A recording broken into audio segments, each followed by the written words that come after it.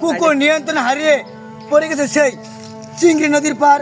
এই যে দেখেন এলাকাবাসী উদ্ধার কাজ করছিল, কিন্তু কুকুরটিকে এখনো খুঁজে পায় নাই। আমাদের সেই ভাইরাল ডুবুরি নাম তার রিপন সরকার, তাকে গ্রামবাসী সবাই নিয়ে আসছে সে চট্টগ্রাম থেকে। ভাই আমাদের এই কুকুরটা দ্রুত আপনি উদ্ধার করে অলরেডি মাঠে নেমে যান। আমাদের সেই ডুবুরি কিন্তু অত্যন্ত চেষ্টা চালিয়ে যাচ্ছেন, দেখা যাক সে কুত্তাটিকে সে উদ্ধার করতে পারে কিনা।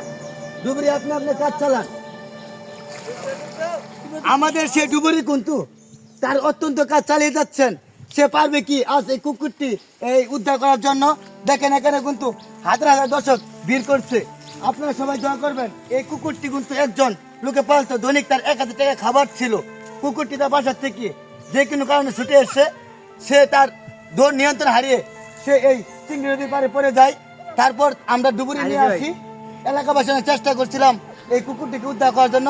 দেখি ডুবুরি কতটুকু হবে, তার কাজ কি উদ্ধার করতে পারে কিনা। আমরা এখন সেই অপেক্ষায় আছি।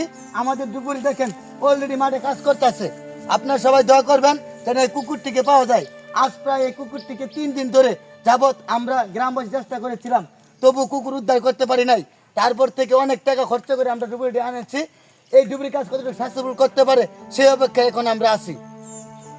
সেই ডুবুরি অনেক ক্লান্ত হয়ে গেছেন, তাকে আমাদের এই দেখেন ছোট ভাই রশিটা নিয়ে আনছেন।